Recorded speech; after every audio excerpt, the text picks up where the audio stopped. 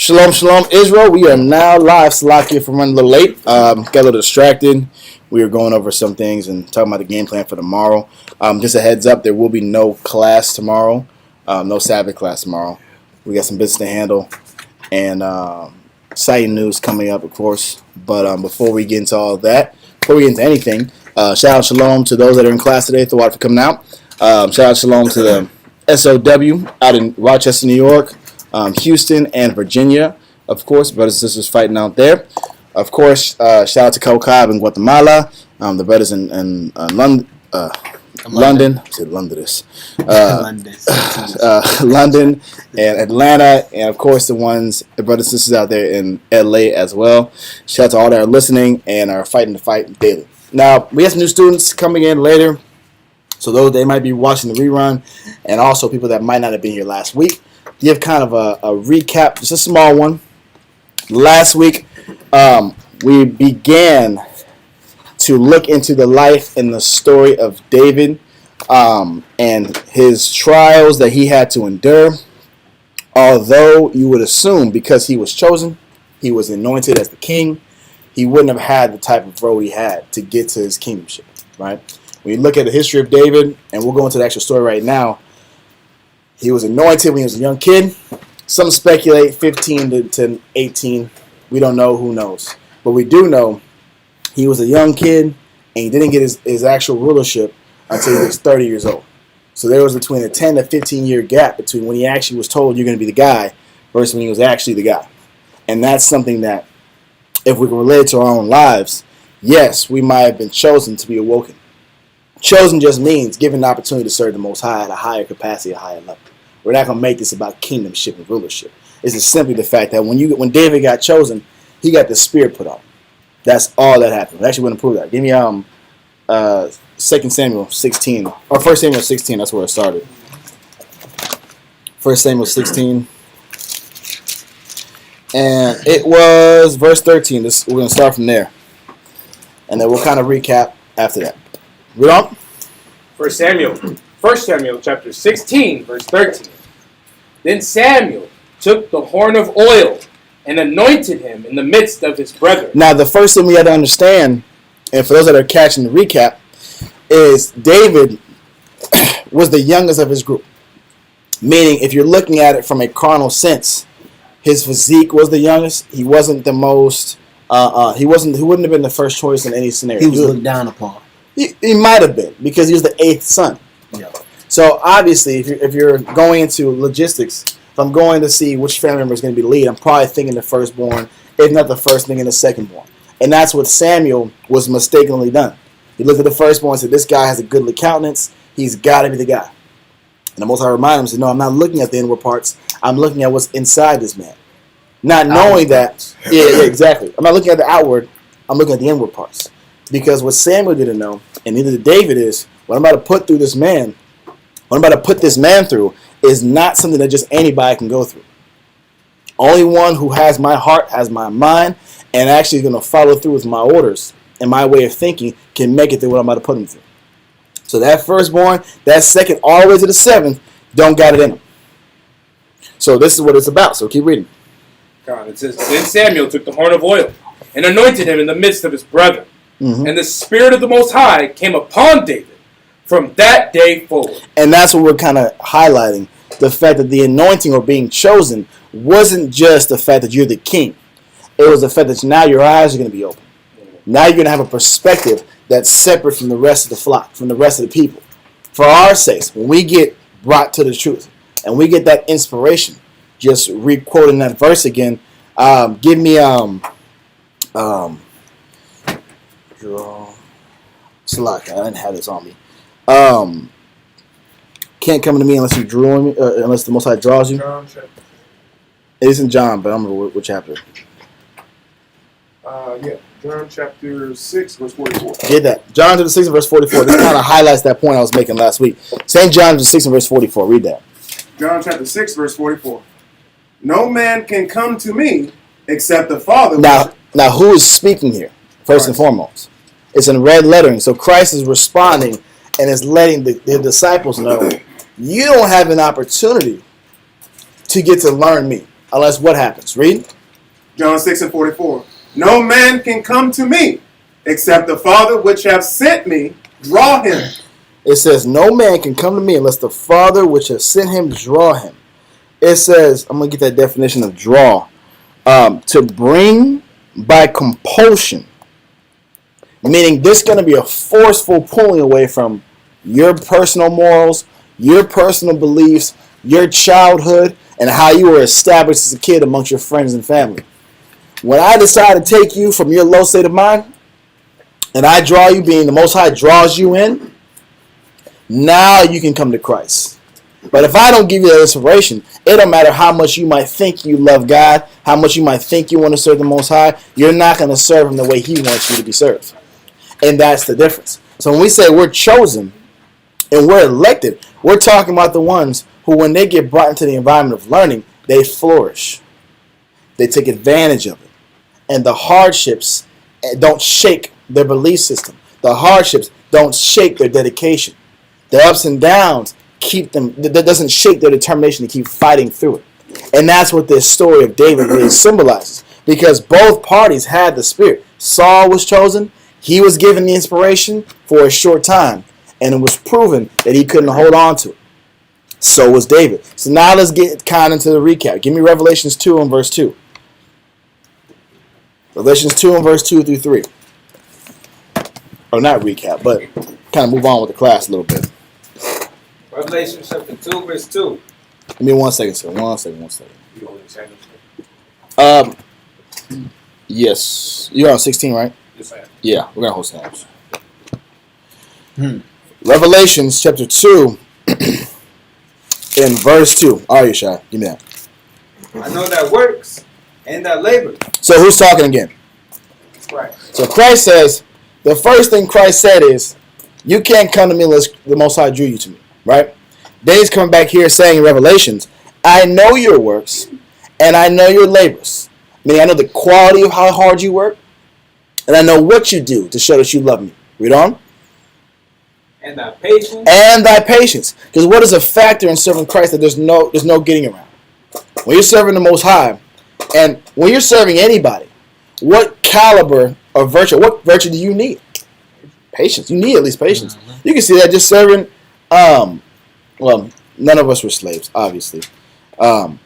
Serving Esau. You work at a job. You have a boss over you that can tell you and dictate what your life is going to look like for a whole week. What time you're supposed to wake up and what time you get to go home. Correct. When you're in your zone, when you're at your particular job, he dictates when you get to eat and when you can't eat. Yeah. He dictates when you get paid and when you can't get paid. He dictates who you can talk to, how long you can talk to them, and when you can't talk to them. That's servitude. So if I'm sitting here living life is all about servitude. Wherever realm you're in, you're serving somebody or something. So in this case, he said, I understand. I know your works, I know your labors, and I understand thy patience. Because to be a servant, you need patience. I need patience to sit here and go to work every day and do a good job to the boss that I don't particularly like. Because he doesn't talk to me the way I like to be talked to. Or he doesn't sit here and he doesn't favor me. He favors somebody else. I want the promotion. I work harder than X person, but he's going to get the promotion to somebody else because he likes them better. I have to tolerate that and not blow up, because if I blow up, I get fired. If I show my immaturity, I'll lose my position. I lose an opportunity to grow. We all see this in our own personal realms. But Christ says, I also see this when you serve me. I know what you do and how hard you do it and how long you can last while suffering me, while suffering what I'm putting you through. Keep reading. I know that works and that labor and that patience, and how canst and how thou canst not bear them which are evil. And he also understands, although we have to serve, he knows we can't stand these evil people. He knows we can't sit here and stand the people we have to serve and be under. He understands, you know what? I'm putting you through a particular challenge. That don't mean you get to act out. That don't mean you get to rebel. That don't mean you get to sit here and take matters into your own hands. What it means is, I know what I put you through, and I want you to get through it. Because I put you through it for a particular reason. To get something out of the experience. To get a virtue out of the experience. Keep reading. And thou hast tried them which say they are apostles. He says, and he has tried them. He says, thou hast tried them, which say they are apostles. Read. And are not. And are not. Read. And has found them liars. Why is he saying that when apostles just means students. We ain't going to get deep with this. When apostles are tried, who say they're apostles, who will look you up and down and say, I'm a servant of the Most High. But he's calling them liars. What are they lacking? What don't they have that quantifies them as being a liar or a false apostle? Keep reading. And has borne. It has borne, read. And has patience. Because an apostle can bear. That's first and foremost. A true apostle can bear. And that's not based off of what they think they can bear. He can tolerate. He's able to tolerate different things that he go through, different circumstances. Exactly. Whether it's like what Paul said. He said, "I'm a base, I'm a bound." Mm-hmm. Yep. You know. Yeah. I can be low or I can be high, regardless of the circumstance. Regardless of the circumstance. But you know what people have an idea is they think I can bear X, Y, and Z, and I'm okay with losing or suffering particular problems. But we have in the back of our mind what I can't bear, what I'm not willing to lose, what I'm not willing to suffer. So that is not the qualifications of an apostle. An apostle says they have borne. They just bear. And whatever they get, that's what they accept. What you have, sir? The definition for you, bear. Bear, 1828. Number definition 5. Okay. Or 4 first. To keep afloat. Yep. And then 5. To support or sustain without sinking or yielding. Okay. To endure. Yep. That's it. No, I'm waiting for you to open that door. Read it one more time. Bear.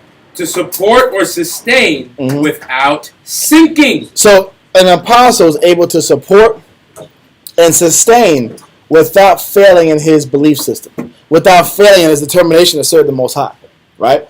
Now, before we see and move on to the patience part, what you have? One more. Definition 8.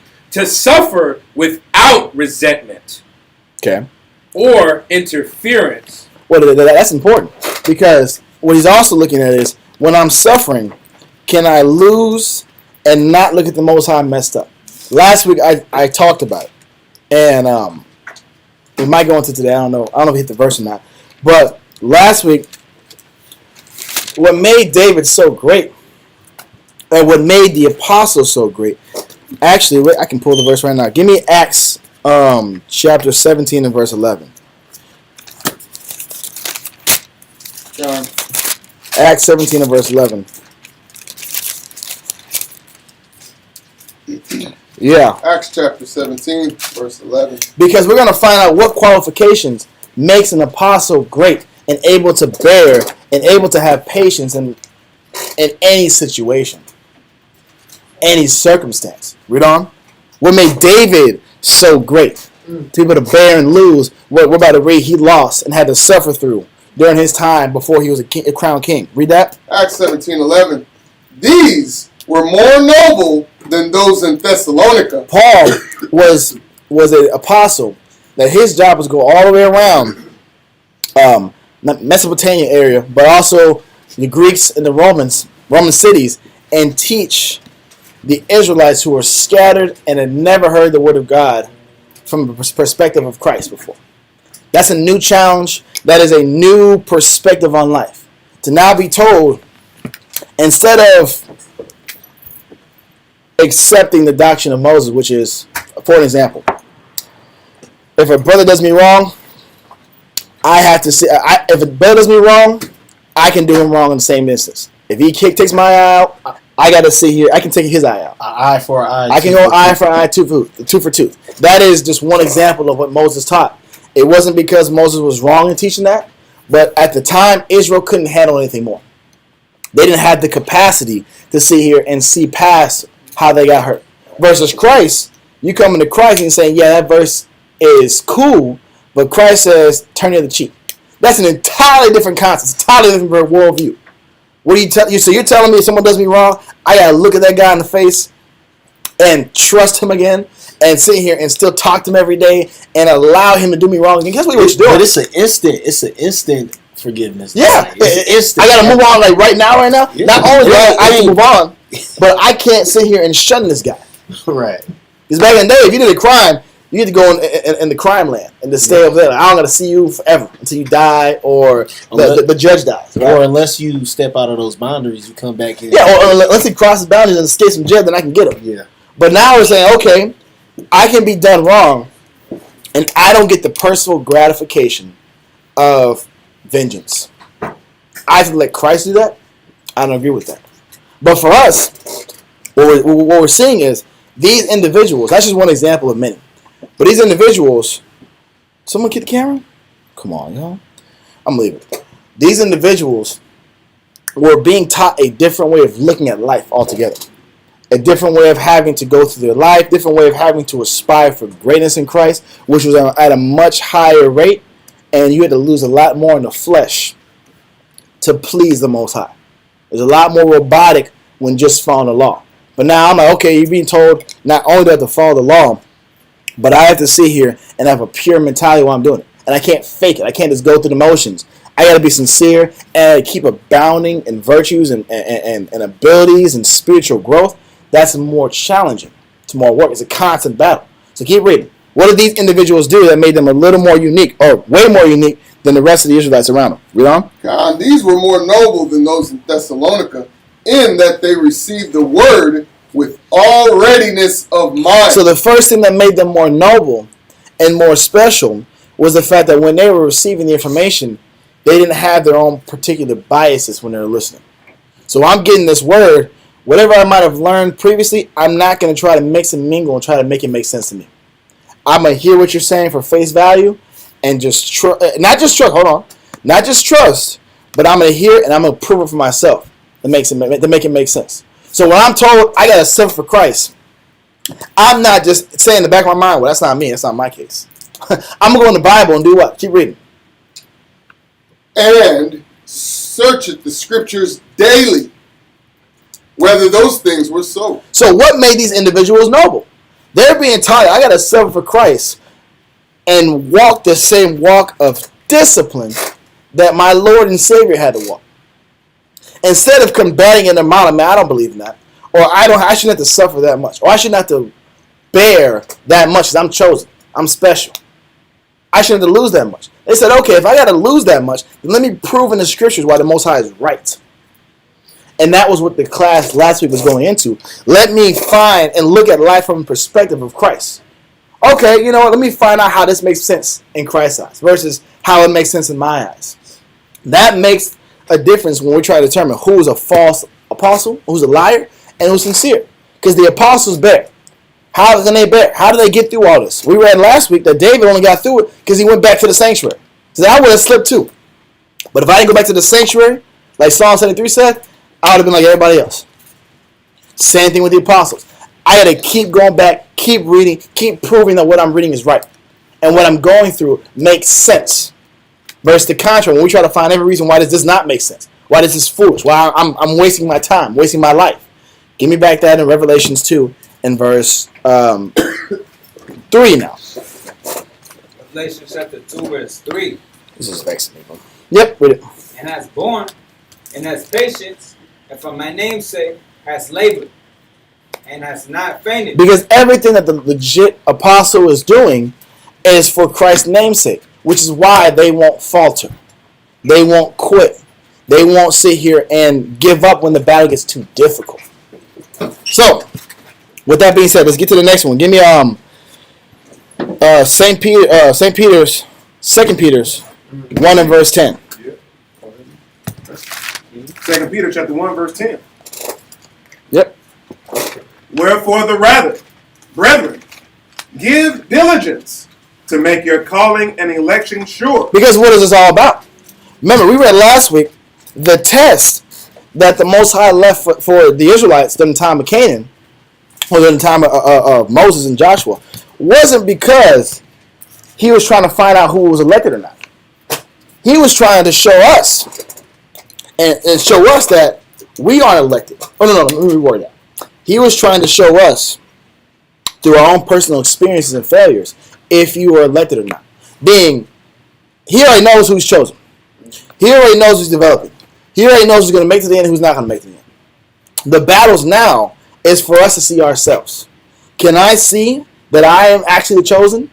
Or am I failing my battle so often that now my destiny is unsure?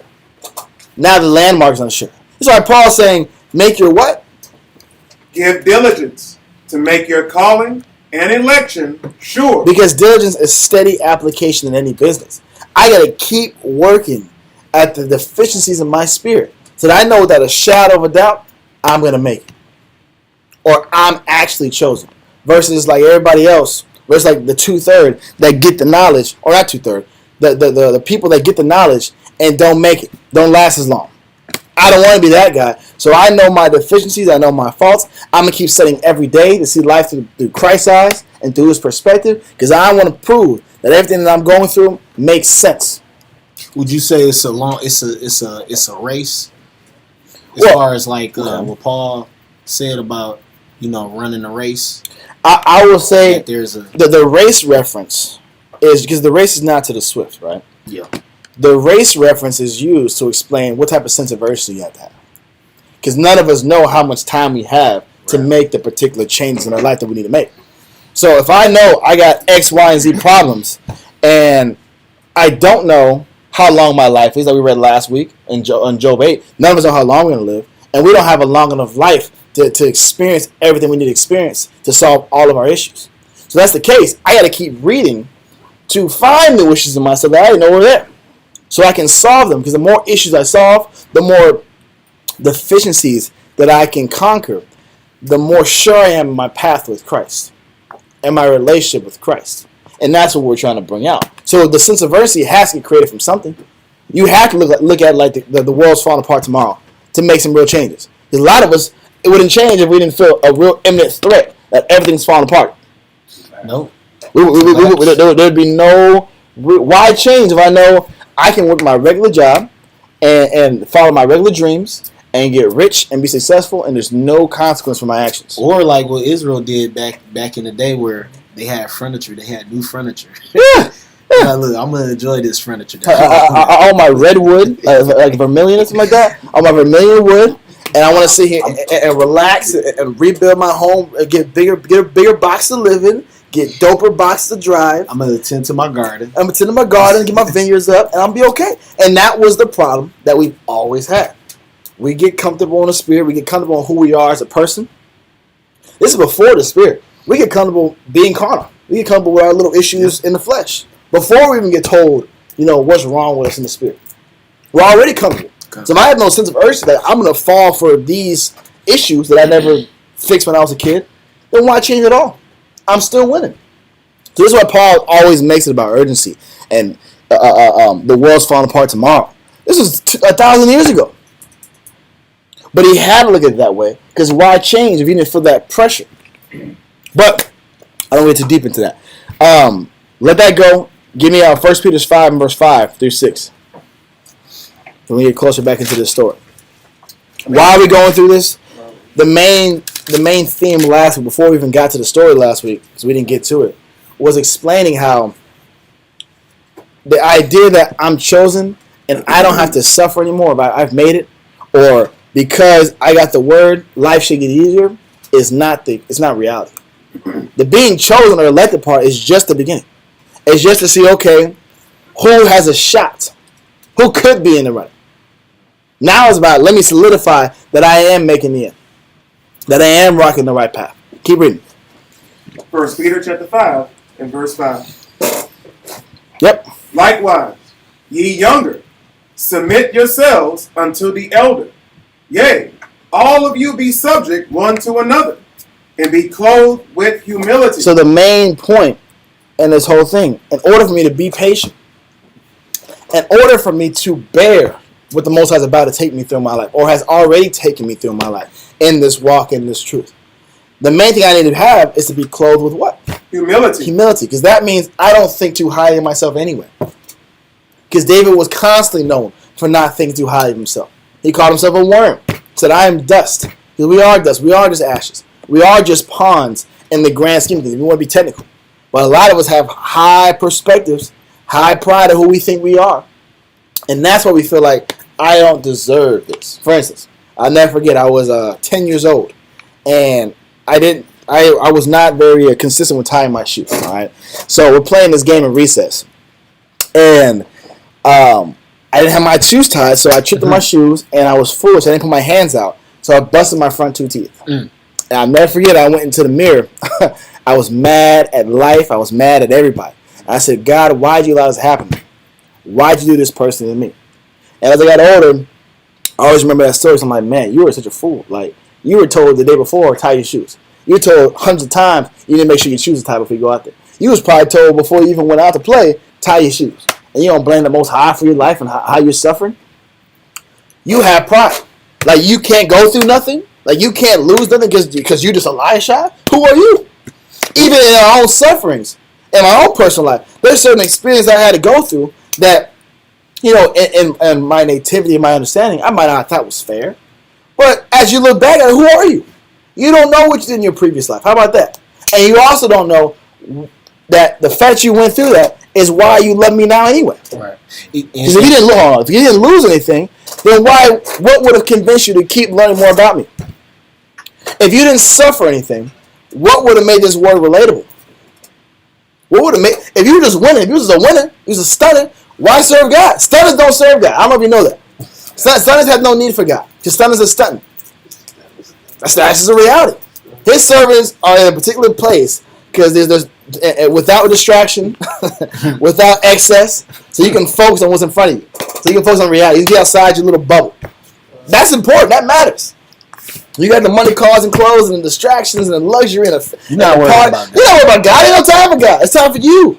What's the next come? What's the next function? What's the next life adventure? What's the next island? What's the next experience? And then you a fool watching it on Instagram, like envious. Damn, I want that life. I want that right there. Exactly. That's all life right there. Man, that would be good right there. Not knowing that person's completely removed from the Most High, and they're living their life, and they have an end too. They have a path too. But for you, your experiences, your challenges, can you look at it and can you study it to prove how the Most High made sense and take you through what he went through? That's the hard part. Can I look through the traumas and the losses and convince myself that I went through that for a reason? For a spiritual benefit?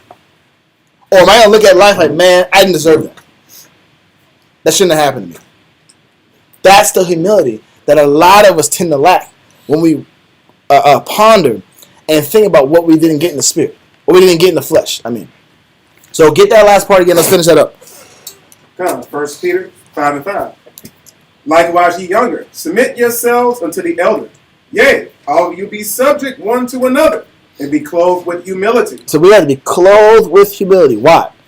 For the Most High resisteth the proud, and giveth grace to the humble. Because this is what the story of David and Saul was all about. There was one individual who was proud, and when it was time to test him, he showed his character. There's another individual who, it didn't matter what he was put through, he stayed in a low state of mind, and didn't allow the perspective, the changes in life, to dictate his way of looking at the Most High, or even looking at his servant. He didn't even look at his servant jacked up. He written. Verse 6. Humble yourselves, therefore, under the mighty hand of the Most High. Not servant. He didn't look at his master jacked up, meaning Saul. Going through and losing what he lost, he didn't even look at him messed up. That's real humility. So he says, humble yourself, therefore, under the mighty hand of God. Read. That he may exalt you in due time. And that's what we're going to find out in this story. So now let's get into it. 1 Samuel 16 and verse 13 through 20.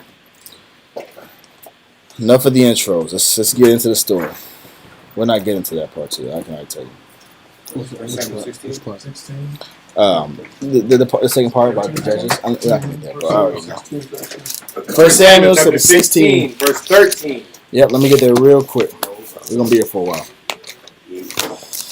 All right. 1 Samuel 16, moment of truth. Read it. 1 Samuel chapter 16, verse 13. Then Samuel took the horn of oil and anointed him in the midst of his brethren. And the Spirit of the Most High came upon David from that day forward. So Samuel rose up and went to Ramah. But the Spirit of the Lord departed from Saul, and an evil spirit from the Lord troubled him. Now this is very important because all this does is give more emphasis on the type of character Saul is about to have. Saul at one point in time was not only a rational man, but he was a wise man and rolled amongst the prophets when he had the Spirit on him. When he had the Spirit on him, he was a completely different individual.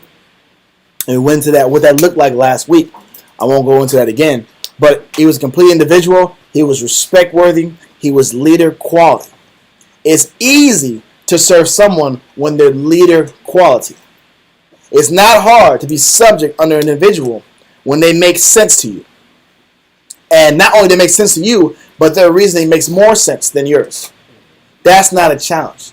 That's not a test for anybody. Or it shouldn't be, at least. It's easy to be humble when someone makes sense and they're a better guy than you are. It's what it is. He is no longer that better guy. He's actually got mania. He's got mental health issues now. Declining. He's declining, and he's going to get worse and worse because now the mental health issues is going to be clouded even further with envy that he's about to have with David. So watch the relationship and how it develops and grows with David and Saul, and keep in the back of your mind, this guy, would you want to be under this type of guy? Could you serve the Lord and know I had to be under this guy for 10, 15 years? Let's just find out. What was he doing? He reading. Verse 15. And Saul's servant said unto him, Behold now, an evil spirit from the Most High troubleth thee. Let our Lord now command thy servants, which are before thee, to seek out a man who is cunning, who is a cunning player of an harp. Mm-hmm. It says, And it shall come to pass, when the evil spirit from the Most High is upon thee, that he will play with his hand, and thou shalt be well. So, at this point, the only way to soothe this guy's mania was have someone who's great with the harp. It's a sitting down instrument. I don't know if you ever listen to that type of music. It's very peaceful. I can see how that could work. So we need to find somebody who's good with the harp. Read on. Verse 17.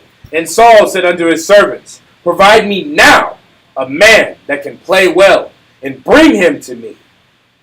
Then answered one of the servants, and said, Behold, I have seen the son of Jesse, the Bethlehemite, that is cunning and playing. Cunning means skilled. He's a skilled player. He's a skilled player. Read. And a mighty, valiant man. He's a very brave man. Read. A man of war. A man of war, meaning he's a battle. He hasn't been a war yet, but he has the potential to be a great warrior as well. Read on. And prudent in matters. Meaning he makes sense. He's practically wise. He's trustworthy. Read on. And a comely person. And he's very graceful, meaning he has a very temperate personality. A personality that can deal and handle with your level of crazy. That matters. Because whatever play you got in front of you has to be able to play good music and not take what you say and what you're doing personal.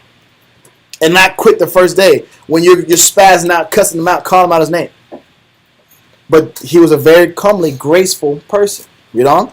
And the Most High is with him. And the Most High is with him. Now at this time, Saul did not know that he was the next king.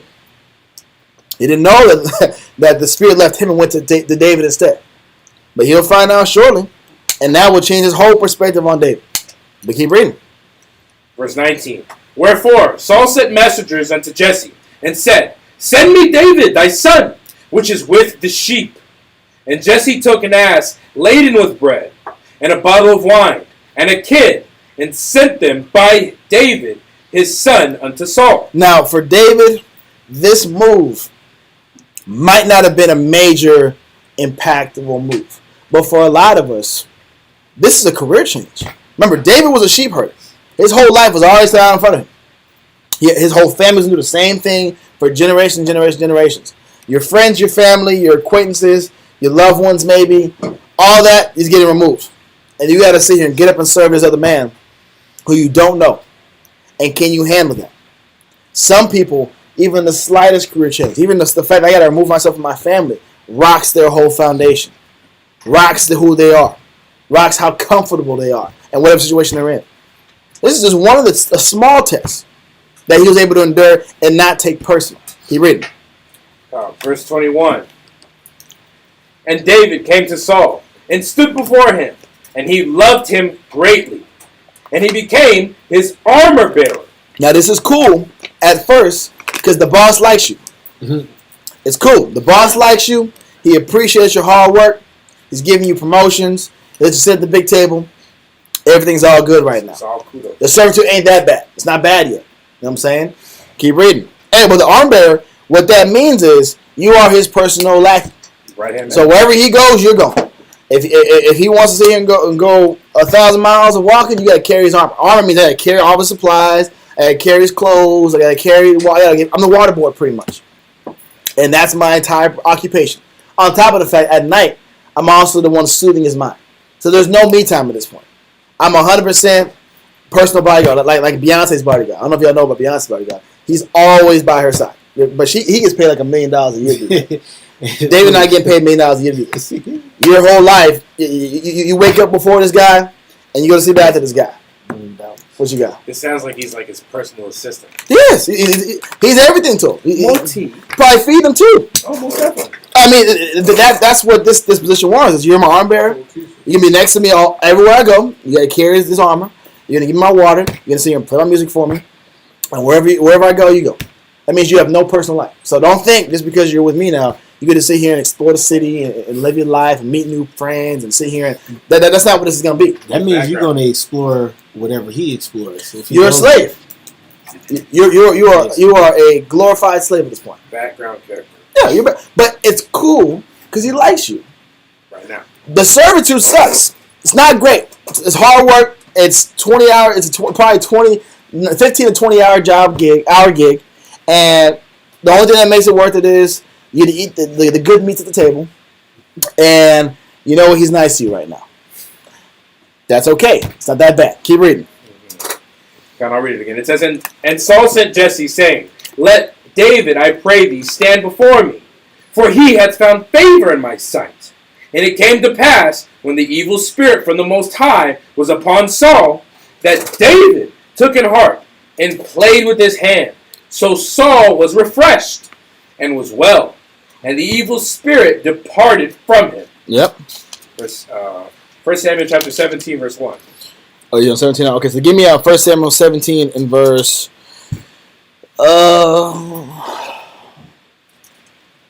Let's do 1 Samuel 17 and verse 25. 1 Samuel chapter 17, verse 25. Yeah, we hit this whole story. Yep. It says, And the men of Israel said, Have ye seen this man that is come up? Surely to defy Israel is he come up.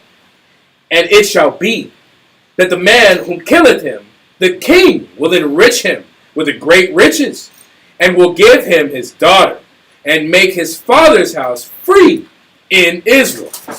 And David spake to the men that stood by him, saying, What shall be done to the man that killeth this Philistine? All right, so a couple backdrops. So the first 25 verses explaining how Israel was going to war, and obviously David is his armor bearer, so he has to roll with him to the zone.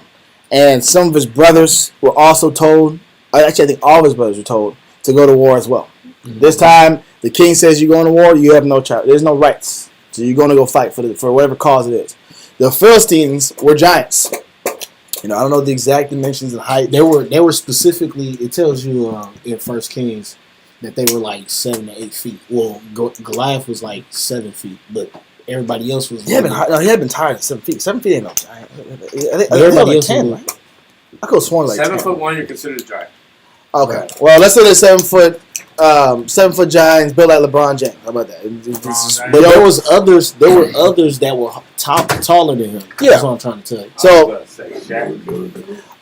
that's a problem. You gotta fight Shaq or Yao Ming. Yeah, that's a problem. A Yao Ming and Shaq body, that's a problem. That's a real problem right there, bro. Or Wimberly. Wimberly's like 7'6" now. He's like 7'5", 7'7". Yeah. That's a problem. So this big, because remember his hammer or his sword, if I'm not mistaken, was bigger than David's whole body. Yeah. Yeah. That's a problem. I thought he was built like Ronnie Coleman. But that's funny. Real talk. I don't know. Look, I don't know how big Goliath was. Obviously, if hundreds, if not thousands of men are scared to fight you, this guy had been a problem. You got thousands of men scared to go against you. You couldn't have been no average 7-footer. This guy was a huge dude. This caused him to happen. Big stuff. So at this point in time, David is like, look, obviously, if we're getting these type of riches and rewards, I get to be rich. My family's name gets to be, increase, and I get the king's daughter, that's a win. That sounds like a good deal. That's an upgrade right there. But now my life's looking up. This is starting to feel more like kingship now, right? Mm-hmm. Wow. Keep reading.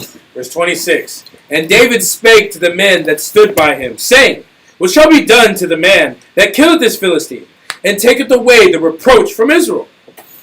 For who is this uncircumcised Philistine, that he should defy the armies of the living power? David was a very zealous spirit. Like he said, he was a valiant man of war. All right. So obviously, this brother, you know what? I don't care what's in front of me. I'll take him out. And he did. He written. And the people answered him after this manner, saying, So shall it be done to the man that killeth him.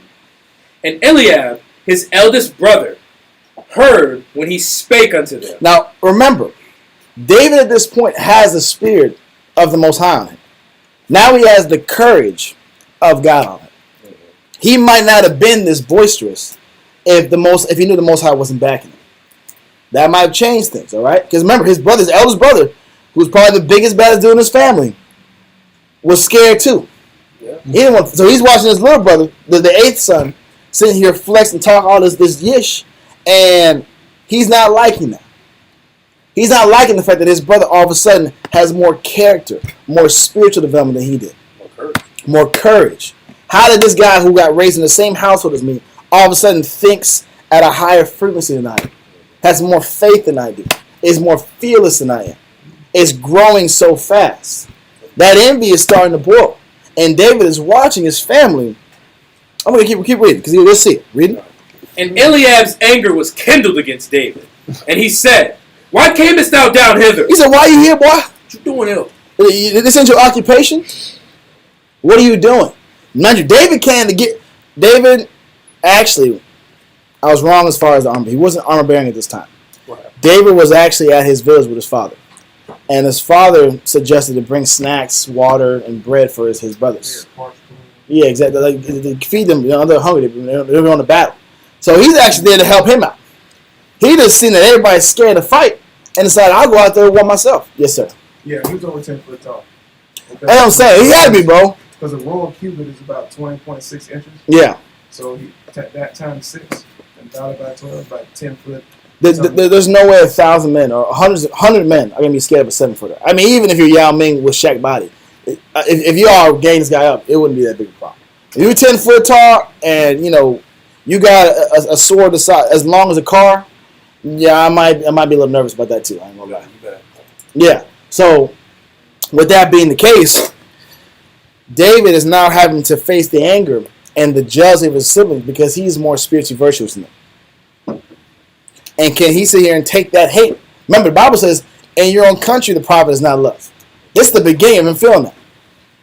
In your own country, where you grew up and raised, and your friends and family were in there, they don't respect you anymore because your belief system has changed.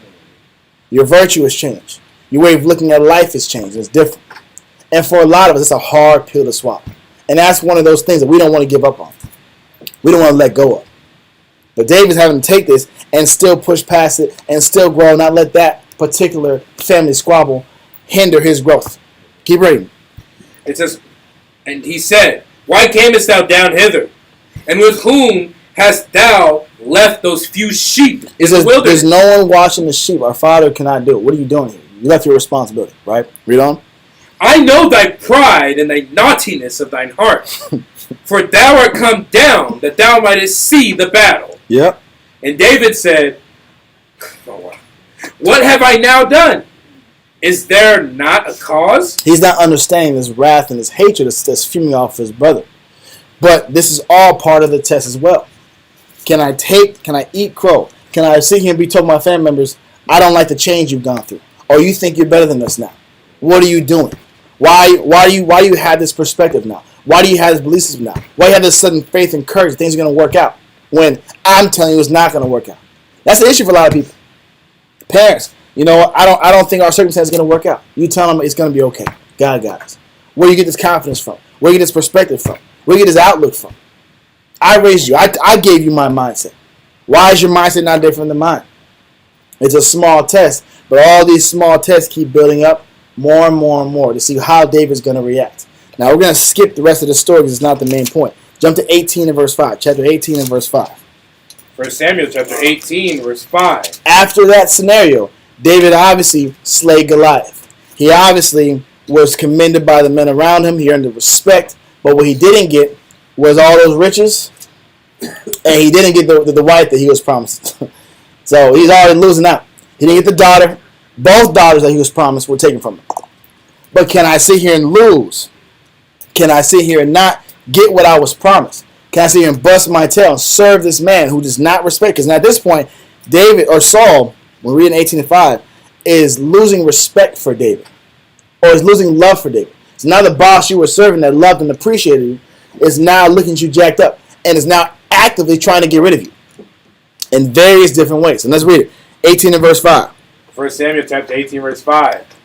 It says, And David went out whithersoever Saul sent him, and behaved himself wisely. Remember, David, regardless of what he was facing, and regardless of whatever mental issue that we're about to see Saul have, he always behaved himself wisely. He never acted out of character, which means he never got out of his humility. Wherever he was going through, whatever loss he was experiencing, he accepted it and kept moving forward. Keep reading. It says, And Saul set him over the men of war, and he was accepted in the sight of all the people, and also in the sight of Saul's servants. Everyone is now loving David. They're praising him. They're sitting there hyping him up. They're giving him his kudos. They're giving him his respect. Read on. And it came to pass, as they came, when David was returned from the slaughter of the Philistines, that the woman came out of all cities of Israel, singing and dancing to meet King Saul with tabrets, with joy, and with instruments of music. Yep. And the women answered one another as they played, and said, Saul has slain his thousands, and David his 10,000s. It's a problem. It's a problem with a guy who's got what do they call that terminology? It's not identity crisis, but it's ego. But in the workplace, when you're in a position that you don't deserve, and who said that? That's what it is. Imposter syndrome. When you got imposter syndrome, I just heard this term. It's a new term for me. I'm gonna read the definition of it though. Imposter syndrome. You don't belong, but you're doing everything you can. Oh, it's in Spanish. Not reading out. Yeah, my whole webpage is in Spanish. This is imposter syndrome, also known as imposter phenomenon, is a psychological experience in which a person suffers from feelings of intellectual and or professional fraudulence. One source defines it as the subjective experience of perceived self-doubt in one's ability and accomplishments compared with another. So Saul got imposter syndrome because he's been known for a long time. I ain't had the spirit on me. God has not been with him. And I don't know how he went on these battles, but I'm starting to see that the reason why is because of David. And now the people around David are acknowledging he's the real factor in Saul's success. That's what he's starting to see. For anybody that got imposter syndrome, if you got someone under you that's more successful, you're going to do whatever you can to get them out of it. Because you don't want your higher up seeing that this guy's the better one for the job. This guy should replace you. So you're dealing with a boss now who's got imposter syndrome, who's got envy, and already has mental illness. Read on. Verse 8. And Saul was very wroth, and the saying displeased him.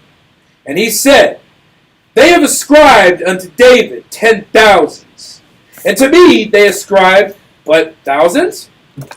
And what can he have more but the kingdom? He said the only thing left to take, aside from my dignity, is the kingdom. He's already won the entire respect of the entire nation. I gotta do something. That's what he's thinking. I gotta do something now. Because the people, this is becoming a democracy right now. It's no longer a monarchy. It's becoming a democracy. I gotta get rid of this guy. He's a problem. Get rid of him. Verse 9.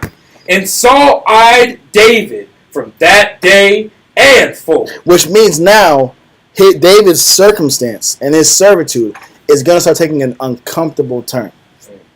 If you got someone that has imposter syndrome, who is envious and is fearful that you're going to surpass them, you got a manager that doesn't have the qualifications you got.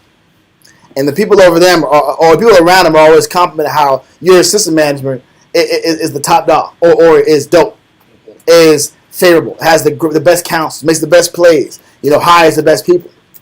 As the manager, you're going to feel like this person is coming from my spot. So what are you going to do? You're going to give them more BS tasks. You're going to keep them away from as many of the employees as possible. You're not going to include them in your internal conversations. You're going to push them to the side and just hope they disappear from your face. And hope when the supervisors come back over, they realize that person hasn't grown and you've grown. That's what you're going to do to keep your spot. And this is what Saul don't have to play the roundabout game to get rid of you. Saul's the king. I'm going to take you out. That's his mentality. I'm going to take you out. And no one can speak against me because I'm the king. So you have to deal with that, knowing as David, you're the king. As David, you're the anointed one. As David, the entire army respects you. They follow you. And the people. And the people see your works. And they're acknowledging your works. And you can take one or two stances. I can take the Absalom stance, which we read, I think, last week, or yesterday, or 2 days ago, which is, I'm just going to go to war with you. I'm going to take the army that supports me and the people that support me, and I'm just going to fight you and start a coup. Or I'm going to do what David did, which is, I'll eat the crow, and I'm going to suffer you. And I'm not going to move a finger. I'm not going to encourage the songs. I'm not going to sit here and talk to people on the side saying, yeah, I'd be better king than you would. I'm not going to do anything. I'm just going to keep serving you. I'm going to be by your bed every day, playing the harp, making sure your demons go away, so that you can sleep easy at night. What you got? You got a verse? Proverbs 16 and 14. Read it. Proverbs 16 and 14. The wrath of a king is as messengers of death, but a wise man will pacify it. Meaning, when a king's upset, no one can stop his death sentence. David's walking a very thin line. And as a person who knows death could be around the corner, you're seeing your king get jealous at you. You're seeing he's getting envious at you. That fight or flight response can kick in. Now I got to make a move so I don't end up dead. I don't end up on the wrong side of the story. What you got? You got something else? I know you. Did you finish it? Oh, yeah. But a wise man will pacify it. But a wise man, the correct actions, the correct perspective of the situation can pacify that wrath. We keep reading your story, 1 Samuel. 1 Samuel 18 and 10. And it came to pass on the morrow that the evil spirit from the Most High came upon Saul. Yep. And he prophesied in the midst of the house. And David played with his hand, as at other times. Now, I don't know what Saul is prophesying, but he's prophesying with evil spirit. So, I don't have the answer on that. The only thing I can assume is, if David is playing the harp, then he's probably prophesying some negative things right now. He's probably saying some wicked things about to happen. I'm about to get you, David, and I promise you're going to be taken out tonight. He's probably saying some negative stuff. David's doing everything he can to keep this guy's mind right. Is it working? Keep reading. It said, and David played with his hand, and at other times, as at other times, and there was as a javelin in Saul's hand. So there was a javelin in Saul's hand. So Saul is prophesying and saying something that's about to happen. A prophecy just means something's about to happen. With a javelin in his hand. With a javelin in his hand. This deed is about to happen. That's what the prophecy is. I'm going to get you something. This is going to happen today. Saul, it's like him. And David obviously knew this prophecy. Whatever was being said, whatever spirit he had on him, needed to get taken away. He got a javelin in his hand, and he's got to play the harp. That's like having a gun in your hand and you sitting back here and you prophesy. That's the point. It's an instrument of It's a war. Why do you have a weapon of war in your hand and you're prophesying? Don't make any sense. Read on. Verse 11. And Saul cast the javelin. Now he's throwing javelins. Read. For he said, I will smite David, even to the wall with it. So what was Saul prophesying? That was his prophecy. I'm going to end David's life tonight. No, Lord, you don't have to do that. It's okay. The Lord's going to be with you. The king's going to be all right. I'm going to take out David tonight. I got to end this guy. Keep reading. And David avoided out of his presence twice. Which means the first time he came back. Right. He threw that javelin. David came right back on his heart. It's going to be all right, Lord. You can calm down. He probably retrieved the javelin for him and gave it back to Saul. It's gonna be all right, Lord. Drop this. You're gonna be okay. You're gonna be okay, Lord. Drop this. And he had thrown a javelin again. What type of God am I serving? Is this serving God? No. My life is literally in danger serving God right now. All I'm doing is going to war. I'm risking my life to go to war for this guy. I didn't get the wife that I was promised. I'm not getting the luxury and the freedom that I was promised. And this guy's trying to kill me. That's what I get for my thanks. That's the appreciation I get for serving the Most High and being faithful and being honest. How would we take that situation? How do we try to process what's going on? Can we search in the scriptures and go to the temple and try to find the best perspective to handle that? And accept the answer of you just got to wear it out and just wait till the Most High gets you out of it? Or are we going to take matters in our own hands? Or are we not going to agree with that judgment? All that is judgment. All this scenario is this is the judgment which the Most High allowed to happen to David.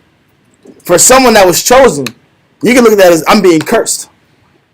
I have a guy who hates me and is trying to take my life, who I've done nothing but good to. And I'm looking at it in the best perspective possible. Keep reading. Verse 12. And Saul was afraid of David because the Most High was with him. Because, and this was the issue. Saul now understands that not only are the people with you, but the Most High is with you. You're even more of a threat than you were before. I can't keep you living because you're coming from my throne. That was a real fear he had. Read on. And Saul was afraid of David because the Lord was with him and was departed from Saul. Because I don't have it. I don't have the spirit no more. The Most High said, I'm done with you. The Most High said, I don't need your works anymore. He said, what was the terminology? The talent was now taken from me and given to you instead. The ability to improve, the ability to grow, the ability to show the Most High I'm worth this spot was now taken from me. That's why I'm taking matters in my own hands. Keep reading. Verse 13. Therefore Saul removed him from him and made him a captain over 1,000. And he went out and came in before the people. So Saul, which is really a blessing for David, to avoid seeing this guy and to avoid feeling the pressure and the heat of having the next king in line next to me every day, trying to soothe my madness, I'm going to have him go in the field and be a captain, which is really a demotion. A captain over 1,000 is not where he was at originally. He was the head of the entire army. We read earlier up in that chapter. So David got removed. But what is the main point we're going to pull out here? Give me Matthew 25 and verse 27. Matthew 25 and verse 27 through 30. Hold that real quick, y'all. Whoever's got to get Brian's Matthew chapter 25 and verse 27. Yep. Thou oughtest therefore to have put my money to the exchangers, and then in my coming I should have received my own with usury. Because what this story is about is everyone who's chosen, right? We're using that word very lightly. Chosen means I'm given the opportunity to take the circumstances of my life and turn them into virtues. That's what a talent is. A talent is how many circumstances in your life that you're given the necessary resources for to turn those circumstances into spiritual virtues that you can now present to the Most High when He comes back. What loss did I go through? What did I have to withstand from? What did I have to give up in order to acquire said virtues? Some people take that opportunity and take the resources that they're provided, the counsel, the classes, the bodyhood, the sisterhood, the brotherhood, to get as much of the spirit as possible. While others choose to say, you know what, this work is just too difficult. I'll stay around, and I love the spirit that's being presented, but I don't want to change anything. Because the change means I'm on the hook for more. If I got to sit here and take every experience of my life and use it as a lesson to grow, I'm on the hook for that now. And it's uncomfortable. It's very uncomfortable. Change is uncomfortable. Try making someone change their diet. You're going to see a demon come out. You're going to see a demon come out. Multiple excuses come out. Well, this is why I say diet because that's the unlawful addiction that we have. We have food addictions. That's the lawful. Well, no, it's not even lawful. That's the least harmful. No, it's not true either. Food addiction is not unharmful. But try to make someone change a habit. Try to make someone stop drinking fruit juice when all they drank was fruit juice their entire life. And that was their water source. Their fruit juice was their water source in the morning. They got two cans of fruit juice in the morning, and that is their water. I remember it took me a while to change my diet. That is a real issue. When I first came in, bro, it's challenging. Bro. I know individuals that start their day off with they used to start their day off with 2 Arizona teas in the morning, and that was their water. That was their water. Damn, I know. I ain't gonna say who the individual was, but that was a real thing. Try making me vegetables. That was a problem. There was no vegetables in the house, not even the frozen ones. Or they were in the back. They were back like so frozen over because it's been there for like 6 months. Yeah. The old mixed vegetables they ain't never touched. Like, come on, bro. Now you got an excuse to throw them away. Yeah, you're old now. I can't use them no more. Only vegetable is corn. It's canned corn, and you'll do some canned corn out. But try to make us change on the smallest levels. Can't do it. And see what spirits come out of us. See what rebellion comes out of us. Yes. I got a better one. Hold somebody on a conversation on the phone. Just have a conversation with them. And they got to go, but you hold them on the phone for like 2 minutes? Especially, I'll say this. Not if it's just for folly. But try to hold someone on the phone when you have a real spiritual issue and you want clarity and counsel. And they don't want to talk to you. Because that's more of the test than just, I just want to talk about what I ate for breakfast today. Like, I had dino nuggets. Yeah, come on, bro. They want to talk about surface level. Your job is to be a counselor, a teacher, a leader, and it's your job to be a leader, counselor, teacher, but that's your off day. Or that's your spiritual off day. I don't want to answer this phone right now. So, call someone else. Call up. Or call someone else of my same rank. I don't want to do it right now. That's hiding the talent. Because you got a responsibility that not only is going to help this person fight his battle, but also increase your virtue, which is patience, which is love, which is compassion, which is humility. But a lot of us, when it comes to changing, a lot of us, we see the battle. We acknowledge it's there, but I don't want to fix it. Because it's going to take too long, too much energy, and you know what? I might just fail anyway, so why try? This is what this brother said. Keep reading. Or who's reading that? Matthew. Cry. Matthew chapter 25, verse 27. Thou orders therefore to have put my money to the exchangers, and then in my coming I should have received my own with usury. Yep, because the money or the virtue, the money is the product of the virtue. The money that you had was supposed to be used by the Most High for whatever He wants you to use it for. So whether that be when Christ comes back, or you got to get this particular virtue so that I can give you a scenario to help somebody else. For instance, I don't know if this ever happened to y'all, but you study a particular breakdown or a class, and for some reason the very next day you come across someone who needs to hear that exact verse or that exact breakdown. Happens all the time. That happens to me all the time. I've heard that from brothers all the time. Or how about, that's one experience. Or how about there was a class that you've been told to study for a long time, and you didn't do it. And you go to a family event or you go to a life event, and if you had them bars, you could have really changed someone's life. But you didn't have enough. You didn't have enough answers. The quiz was right there. The quiz was there, and you were given plenty of time to prepare for it. And when the test came, you failed it. You bombed the test because you didn't want to study ahead of time. The exam, the end of the year exam. That happens too, right? Both stories happen. What is an example of one individual taking the opportunity to grow without being forced to? Because I bet you this servant that was unprofitable, if Christ was at his shoulder, he would have grew. If someone was at his shoulder tapping him, say, hey, you ain't worked in 2 weeks. Hey, you didn't open the Bible in 3 weeks. Hey, you ain't sit here and look at that perspective or that circumstance spiritually. Then you go back and re-look at that. If he was at his shoulder, tell him change, he probably would have changed. But the Most High, it's not going to be there telling you to change. He's not going to be there to tell you to wake up and go read the Bible.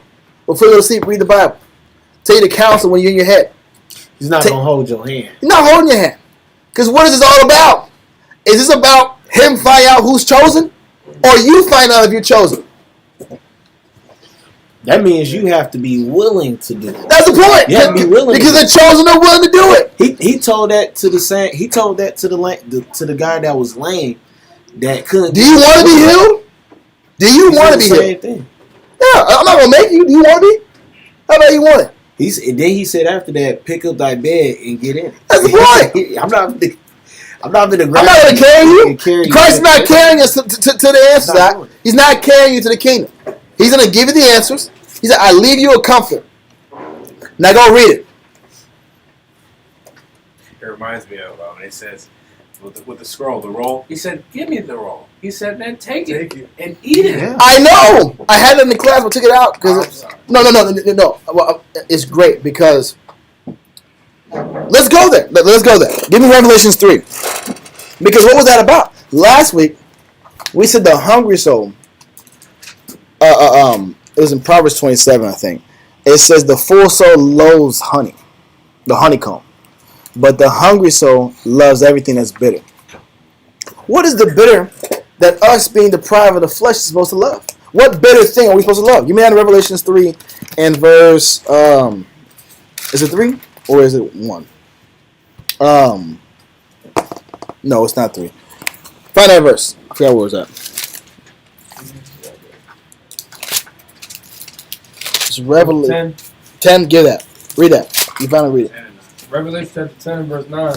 Revelation 10 and verse 9. Because this is how the Most High always works with us. He said the same thing to Ezekiel. Read that.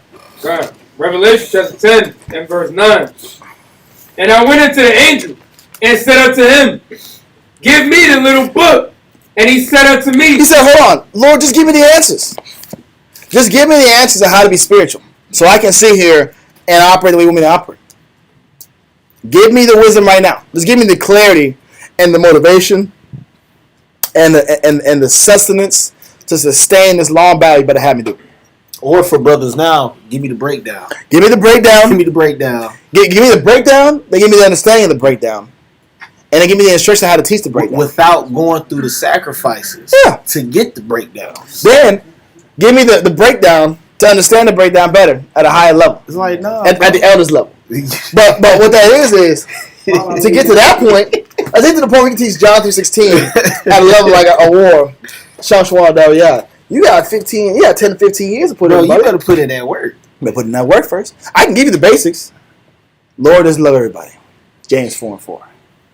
Lord has chosen people. I can give you the basics, but if you want the depth, to where you can sit here and debunk any naysayer, the Scientologist, the Antichrist, the Christian, the Catholic, the Muslim. You want to get them depth bars? You have to go. You gotta dig. You gotta dig. Read that. God. It says, and I went into the angel and said unto him, give me the little book. And he said unto me, take it. He said this is an active process. This servitude of Christ is very active. A lot of people think, because I think I brought it up last week. What is the peacetime in your life supposed to be? Prepare for the next battle. That's the point. A lot of us get hit with that next battle and are unprepared because we didn't see the peacetime as an opportunity to grow, as an opportunity to ponder and wonder how we could have operated in our last battle better, how we could have been more spiritually attuned or apted, how we could have operated wiser, smoother, how we could have had a better conversation, how we could have had a better temperance, better mindset, better motivation. You're not preparing yourself and building yourself up. You just sit on your hands and you look up and the next battle's in your face. And you have no faith, no durability. This is an active process. David was he wasn't just sitting here serving Saul and getting javelins thrown at him and just waiting for the next battle. He's getting javelins thrown at him. And we're going to read in Josephus, he's going to the synagogue. He's not just taking this garbage. And because of the Spirit of the Lord is on him, he was able to sustain. No, he had the Spirit of the Lord, but he still had to sit here and fight his flesh. Because that flesh was constantly pulling on him. Constantly trying to get him to give it up. Yep. You don't want that spirit on you. This is too much hard work. You're the king. You don't got to take this. You're the guy. And also, too, he had his mighty men when he was out for those. This is before mighty men. So I won't say that. Okay. This is before mighty. This is before he had allies.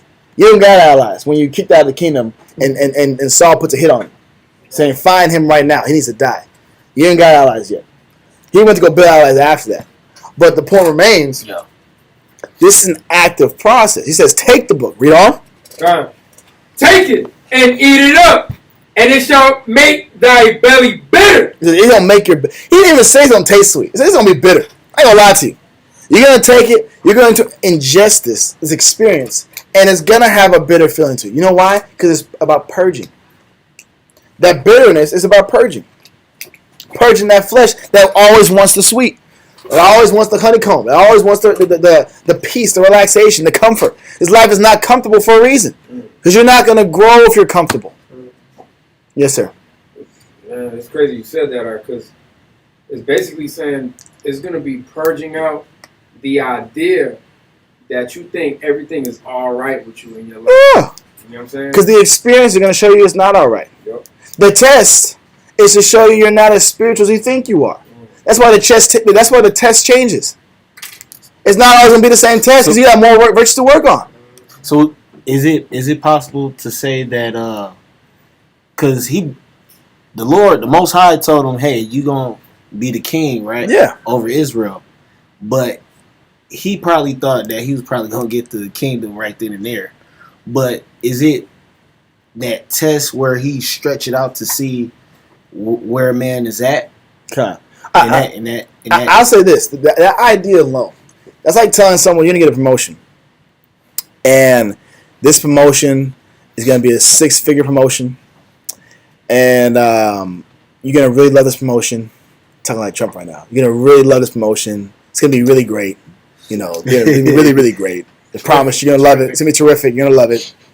The kids love it. Everybody loves it. Everybody loves it. You get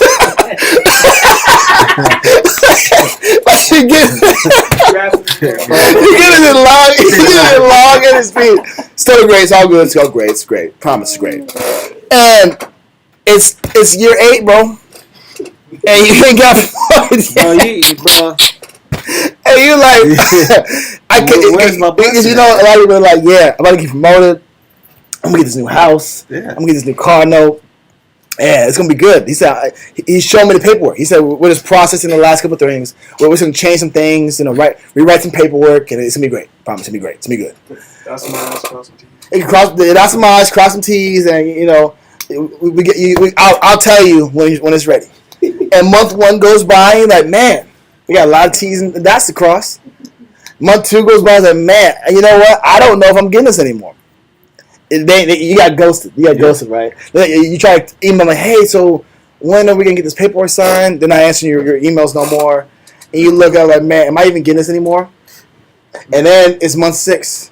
Then it's a whole year goes by. Bro, that happens all the time, bro. I know it happens all the time. People will come into the job as part-time, thinking that they're going to get it full-time. Or they come in as a temp, thinking that they can get in full-time. Or you just been in the company for a long time. And you're like, man, it's about everybody else around me has gotten promotions. I'm next. I'm up next. And you were told to your face, it was a verbal agreement. You're the guy. But you're looking up, and you're still under this jerk.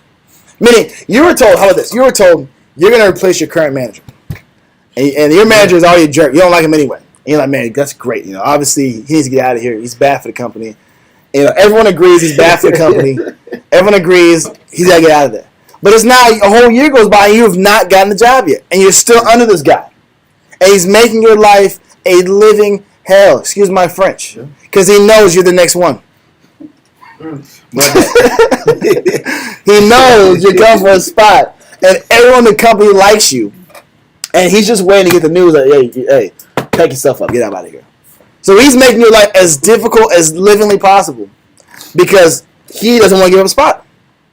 And can you handle that? Can you suffer that? Can you suffer that for 5 years? 10 years? 15 possibly? I don't know. That's a long time. That's a long time of just dealing with this hate. Long time, long time. But you were told, but you know what? What's crazy is, just like the, let's go back to that Matthew 25 verse 27. Because just like the man who hid his talent, if he was told you only had to suffer for 15 years to make it the kingdom, he would have did it. If we were given a date on our suffering and a timeline, I promise you we can get through a lot more battles because we know the ending already. That's why a lot of us love good story endings. Like, you know what? All this is bad, but I already know the ending, so it's going to be okay. I already know if I do X, Y, and Z, it's going to be okay. But that's what the virtue is for. The virtue that you build is so that you do know, regardless of what you go through, the ending is going to be a success story. Most High ain't going to tell you the end of the movie. But he does tell you, if you make your calling election sure, you're going to be okay. What that looks like doesn't even matter. He's giving you a promise. But we don't like how that promise looks, because that promise doesn't give us the mansion, the dreams, and the cars, and the clothes that we wanted. It doesn't give us the free time that we wanted. It doesn't give us the luxury that we wanted. It doesn't give us the peace and the quiet that we might have wanted. Yes. This also sounds like we don't like the process it takes to, quote-unquote, get the promise. No, and that's the point. That goes back to the judgment. That goes back to the judgment. We don't like the judgment that the Most High puts us through to get to the success, to get to the blessing. If you're going to get the particular blessing you want, how about that? How about you might not get what you want? But the fact that you're okay and you have peace and you're spiritually developed and you'll be saved at the end, what matters more to you? I can't tell you that if you stay in order with the Most High for 10, 15 years, you're going to get the luxury life like David had. Because, in 10, 15 years, in our current time, we don't know what this is going to look like. I can't tell you it's going to be great. Can't tell you that. I can't tell you there's nowhere in the world that's going to be great and peaceful. Like we went to last week, you know what? If we were in a South American country, we wouldn't be talking about the superstar dreams. I'll tell you that right now. The superstar dreams we'd be having is at least you get to eat more consistently. At least you sit here and have a safer home, safer environment. That's the type of blessings that we would be having, right? Or the conversation that we'd be having if we were in like these other countries or the Middle East. These things they're talking about cars, clothes, and Dubai dreams. No, most of the countries in the Middle East are not talking about Dubai dreams. They're talking about, can I just have some clean water? Can I just have a safe home, a safe environment to live in? A place where I can sit here and have raise my family and not have to worry about my women being taken, right. Not to worry about my little sons being taken because they're going for little boys too. Going to war. Or going to war, being sent to war, or dying for a cause that I don't believe in. Those are the blessings that we'd be talking about if we were somewhere else. We got hoop dreams because we see the mansions around us, just like in Egypt. We saw the mansions around us, and that's why we got jealous. If there was no mansions around us and everybody else was suffering like we were suffering, you think we'd be complaining? Probably not as much. Probably not as much. Anyway, that's a different topic. That is. Yeah. Give me that in verse 25 and 27. Chapter 25, verse 27. Matthew chapter 25, verse 27. Thou oughtest therefore to have put my money to the exchangers, and then, in my coming, I should have received my own with usury. Meaning, if you're not actively striving for these virtues, the Most High is not going to just give it to you. If you're not actively taking your circumstances and flipping them into a virtue, and flipping them into an experience that you can gain something from, into a testimony, then the Most High is going to take that spirit He gave you from, that He gave you. Read on. Take therefore the talent from him and give it unto him which have 10 talents. Give that opportunity to somebody else. Give that opportunity to grow to someone who loves growing, who loves developing, who loves losing for my sake. Because I'll get more out of him than I'll get out of a servant who's lazy and doesn't want to be profitable. Exactly. C student Jews, C student Israelites. Not even D. I'll say D. Because at least a C, it is something. They try at least some way. You pass one of the tests. Keep reading. For unto everyone that shall be given, and he shall have abundance. But from him that have not shall be taken away, even that which he has. Meaning, if you make it a habit in your life to keep growing in the Spirit, you're going to see yourself growing at a faster rate than everybody else around you, who chooses not to grow, who chooses not to take their experiences and their testimonies and make it a virtue, and studying how it makes sense in the Most High's eyes, how it's clean in the Most High's eyes. Not in your eyes, but how the Most High wants you to go through that so you can grow in this department. Can I take an experience and study how everything I went through allowed me to gain 1 point in this virtue, like a video game? I gained 1 point in discipline, 1 point in long-suffering, 1 point in patience, and 1 point in humility. I got 100 more points to fill that bar up. But you know what? I gained something. Versus you're -5 in patience, 5 in discipline, 100 in long suffering, and you're back at 0 again. That's what happens when we lose the battle. If you look, I promise you, if we put it in 2K for brothers, 2K stacks, that's the point. Brothers will sit back here and lock in. Look, if we can see our 2K stats out, it'd be a lot of gray sweatpants out. That's a reference. Out. You see my character. Oh yeah, the gray sweatpants is the beginning stage you start. So whenever you start, you get your white T-shirt and gray sweatpants. I think it's a gray sweatpants. Yeah, you start at. That means you ain't got no attributes. Bottom. You start at the bottom. You ain't playing all this entire time. You just gonna sit here and you need to get in the gym. You need to shoot some free throws, dog. You need to develop. You got the generic. Generic shoes out, generic socks out. You gotta get coins for that. You can't even get the hairstyle you want. Because that costs extra points. You ain't got that. That's the point. But that's how a lot of us are in the spirit. Because we don't want to sit here and keep growing and adding more things onto us. Because we think we're okay. Because I'm in the environment of growing. And I'm in the environment of studying. I'm in the environment of people who are sacrificing and losing. That's good enough. I'll catch something astray from the back end. I'll get some second-hand spirit for somebody else. That's not how that works. That's not how that works. Keep reading. God, verse 30. That's some heck ass smoke out. It comes from the ether. It's spiritual. I'm gonna grab some, take some home. Read on. Verse 30. And cast ye the unprofitable servant into outer darkness. And this is the point. When you're not growing and you don't choose to make your life about taking your experiences and growing as many virtues as possible and seeing the best in your circumstance, you are considered an unprofitable servant. And what happens to those unprofitable servants? Read on. And cast ye the unprofitable servant into outer darkness. Yep, that's called hell. That's what hell is. Outer darkness. Read on. There shall be weeping and gnashing of teeth. I don't have to get explicit on here, but if you want to know what that means, there's many brothers that can tell you and give you a detailed explanation of what that could mean. All I'm saying is you don't want to be anywhere where you have to gnash and slam your teeth. I don't know if you ever seen them.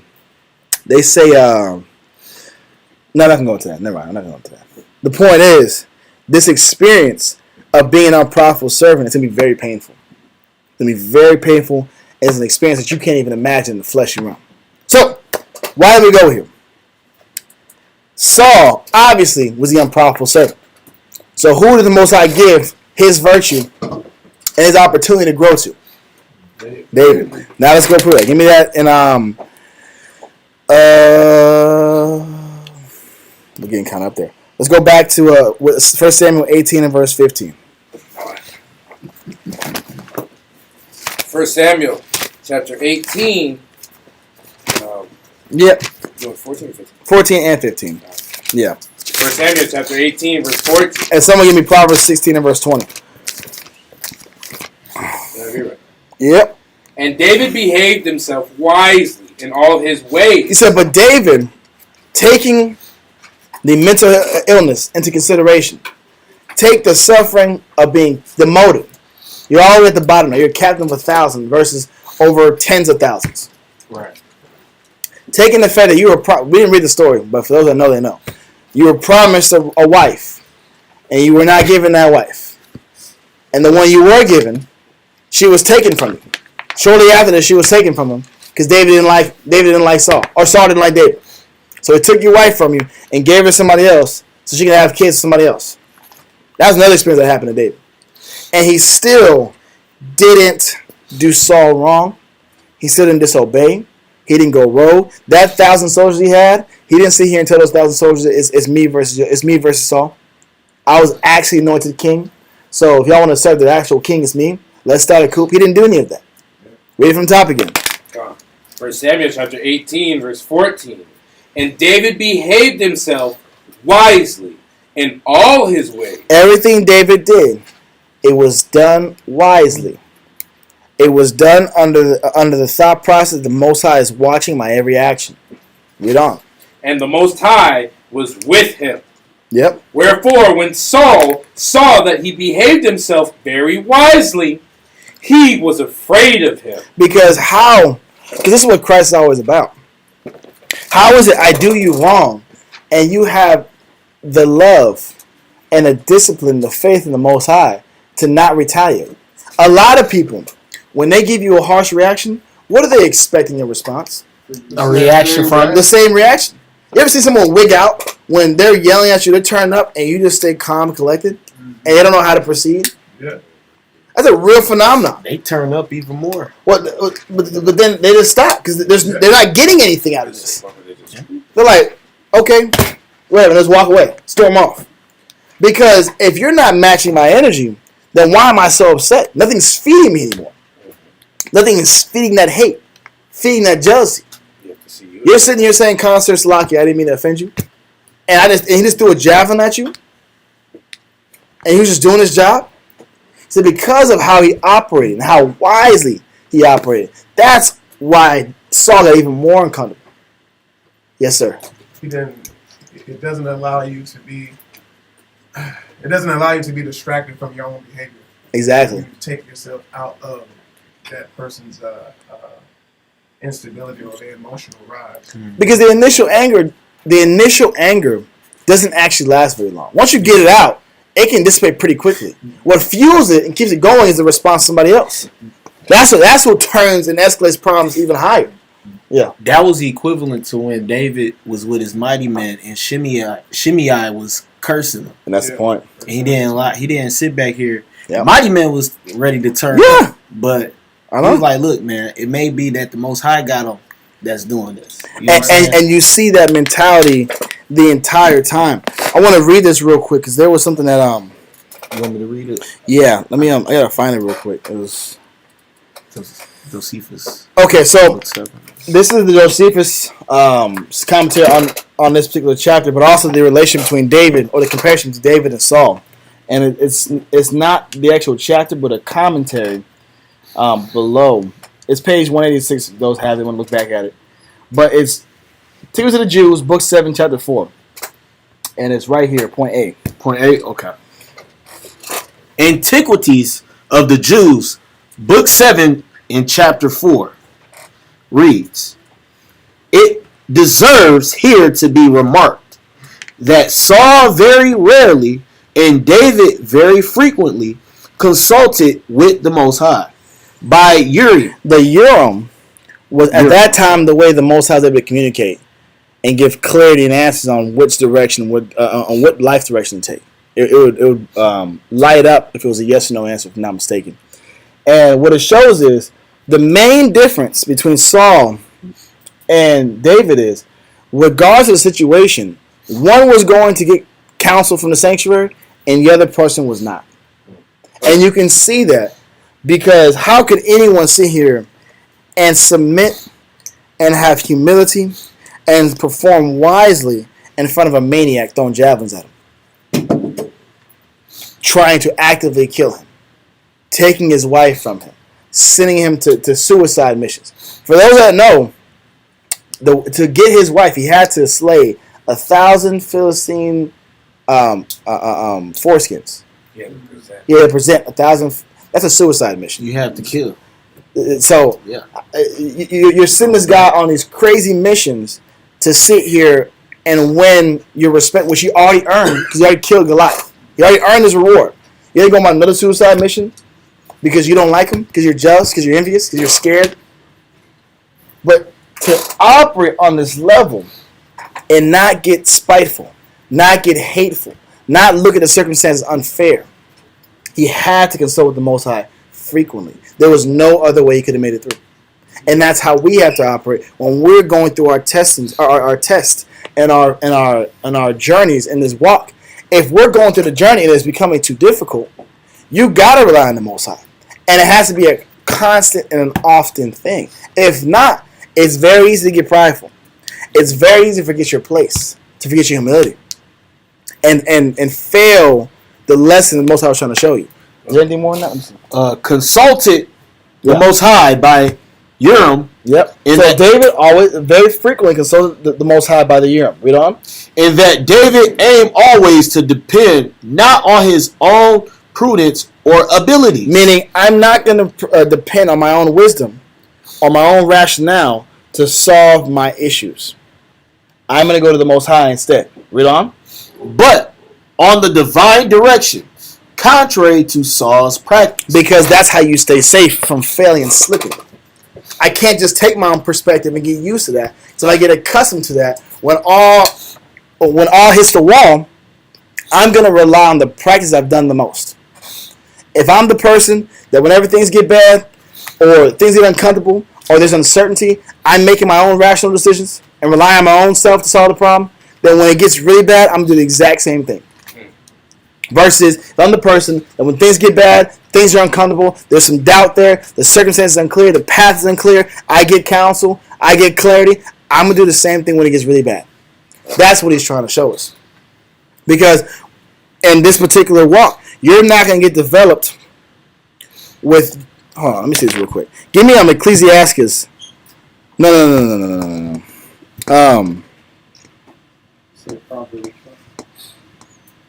Yeah, Proverbs 16:20. Give me that. Proverbs 16:20.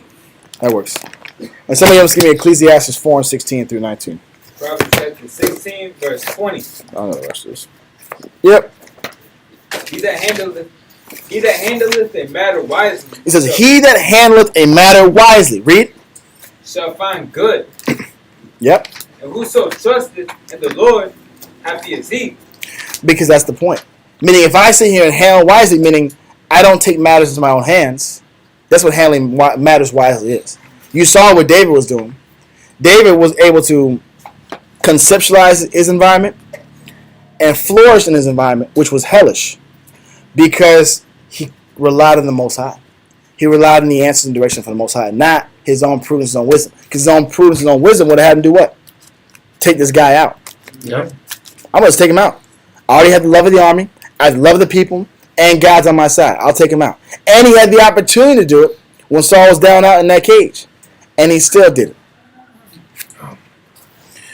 Okay. I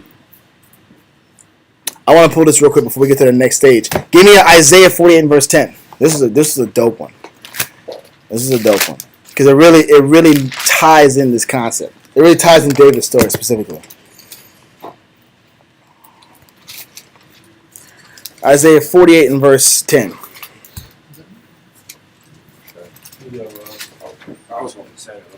Isaiah chapter 48, verse 10. It says, behold, I have refined thee. He says, I have refined thee. Refined means purified, separated from extraneous matter. Read on. But not with silver. He says, I didn't develop you with silver, with riches, with success. I didn't purify you. A lot of people think, if I get out the hood, I made it. If I get around successful people, I've made it. Because I'm not developing you with silver. I'm not allowing you to grow by having a comfortable, lax environment. That's not going to produce growth. What am I going to do for you? Read on. I have chosen thee in the furnace of affliction. I have chosen you, going back to that chosen word again, to grow in affliction.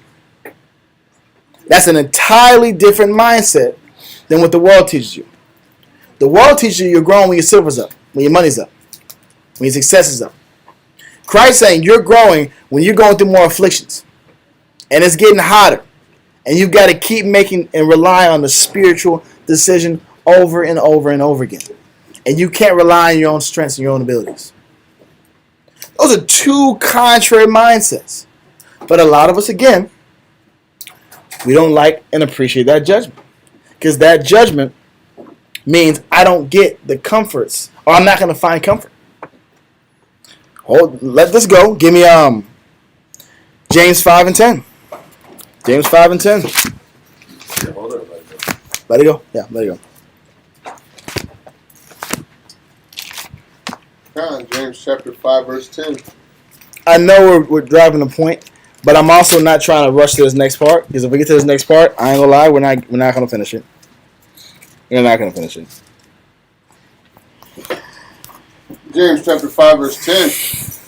Yep. Take, my brethren, the prophets who have spoken in the name of the Lord for an example of suffering affliction. It says, if you want to look at the prophets and you want an example of what it means to be a servant of the Most High, I have to look at them as an example of how to operate in suffering, how to operate in affliction. Read on. for an example of suffering, affliction, and of patience. And how they were to operate at a very high level because they had patience through the suffering, through the loss. You want to find examples of how to get through your struggle? Look through the prophets, because there's a lot more suffering they went through than what you've probably gone through or will go through. That's why they went through it in the first place. That's why they lost in the first place. So you can see how to properly navigate when you're in a similar circumstance. Read on. Verse 11. Behold, we count them happy which endure. And not only are they suffering patiently, they still have a very happy countenance. They're not all down in the dumps, depressed, angry at their circumstance, saying, why am I going through this? This is not fair. I'm better than this. Why me? I was raised better than this. They're happy, and they endure, and they do it proudly because they understand the value behind what they're doing it for. Read on. God, ye have heard of the patience of Job, and have seen the end of the Lord. Done. That the Lord is very pitiful, and of tender mercy. Because the thing they always keep in the back of their mind is, he's pitiful, he loves me, and he's going to get me out of circumstance, regardless of what it is. So while I'm going through this, let me make the most out of it. Let me get the most out of this scenario. So I can show him I deserve to be here. I deserve to be tested like this. I deserve to go through this scenario. Keep reading. Let that go. Give me 2 Peter 1 and verse 3. 2 Peter chapter 1, verse 3. Yep. According as his divine power hath given unto us all things that pertain unto life and godliness, through the knowledge of him that hath called us to glory and virtue. Yeah, keep reading. Keep reading. Verse 4. Yeah. Whereby are given unto us exceeding great and precious promises, that by these ye might be partakers of the divine nature, having escaped the corruption that is in the world through lust. Oh, you know what? Salaki. I do not want this actually. Give me 2 Corinthians 12 and 6 through 12. You need the key, sir? 2 Corinthians 12 and verse 6 through 12. Salaki. Yeah? Which one? 2 Corinthians chapter 12, verse 6. Yep. Get ready. Read that. 2 Corinthians chapter 12, verse 6. Mm-hmm. For though I would desire to glory, I shall not be a fool, for I will say the truth. But now I forbear, lest any man should think of me above that which he seeth me to be, or that he heareth of me. So Paul is saying, I had the opportunity to glory. Not only did I have to suffer for Christ, but I was successful in my suffering for Christ. I was someone who could be used as an example of how to operate in this work successfully. How to operate losing, going through shipwrecks, getting beat, dying, literally dying for Christ. And I was still in a humble position. Read on. But he said, I am not going to do that. Read on. Verse 7. Unless I should be exalted above measure through the abundance of the revelations, there was given to me a thorn in the flesh. Now, how did he look at the Most High stinging him? Because he wasn't sinning anymore. I'm not sinning anymore. I'm not persecuting the Jews anymore. I'm doing your work. I am serving at a very high level, if not the highest level of his time, aside from Christ. And I'm still getting a thorn in my flesh. Whether that been blindness, or I got back issues, or I have something that's ailing me from serving you at a higher level. Because you would think, Lord, why are you stopping me? You got my body hurting, I can't walk. I got my back hurting, I can't even sit here and sit as long. I can't even read because my eyes, I'm blind in one eye. Why are you afflicting me? I'm trying to do your work. You're making it hard for me to do your work. Read it from the top again. Verse 7. Unless I should be exalted above measure through the abundance of the revelations, there was given to me a thorn in the flesh. Because how did David choose to look at it from Christ's perspective? Did you know because you're successful, because you have been looking at things in the proper manner, because you have been suffering and grinding, and your name is getting widespread more and more, I'm trying to protect you from getting what? Prideful. Because what was the whole point of this story? Can you stay humble and stay in a servant's mindset? The success, the influence, the churches, all that could have riled his head up. And you got a healthy body, and you're at a high level, and you're getting revived from death. Nothing is stopping you. That could easily puff someone's mind up. So I'm going to just look at the Lord stinging me because he doesn't want to get me. He doesn't want me to get prideful. How do we look at it? He's not fair. Yeah. He's setting me up. Why have me suffer all this? Just have me suffer some more. That's not fair, Lord. Read on. The messenger of Satan to buffet me, lest I should be exalted above measure. Yep, read on. For this thing I besought the Lord thrice. So instead of leaning on my own understanding, right, like some people do, I'm going to go to seek answer from the Most High. I'm going to ask him, Lord, 3 times, why are you doing this to me? Can you take this affliction off of me? Please. Yes, sir. This is Yahweh Christ. Lord, if possible, take this cup from me. Take this cup from me. I'm doing everything I can. I'll serve even harder if this is off me. What did Christ say in response? For this thing I besought the Lord thrice, that it might depart from me. And he said unto me, my grace is sufficient for thee. He said, the fact that I chose you is enough for you. The fact that I'm working with you should be enough. Not the fact that you're not healthy. I don't care if you're not healthy or not. You still got to serve me. I'm not gonna heal you, and you still got to serve me at a high level. I'm not gonna have you have an easy road, easy path. I'm not gonna make your hard path any easier. How about that? He's already living a life on the road. He's always traveling. He's always bouncing around. He's getting thrown in jails. He's getting beat up by his own people several times. He's getting cussed at. He got people interrupting his conversations, trying to save other people. Trying to take away the flock that he's developed. Yep. He's going to synagogues. People are inviting him to teach, to speak in class. And because his message was so good, they don't like him no more. They hating on him. Then they're starting uprising in that city. Get this guy away from because they don't want to lose their power influence in their city. You're doing all this, doing a great job at a high level, and you're still getting told the fact that I'm even dealing with you is enough. That was his answer for him 3 times. My grace is sufficient enough for you. Because you're basically what he said is you're still making up for your previous actions. Right. Meaning, don't forget you murdered. You didn't pay your interest back. Yeah, man. You got a debt to pay. Back pay. So all this is just part of it. And deal with it. And after I tell you this, don't get pouty. Don't sit here and lessen your works. You still go back out there and do great things. And that's equivalent to when we get counsel from brothers as far as in the level of trust. Yeah. And there's certain boundaries that we can't cross yet.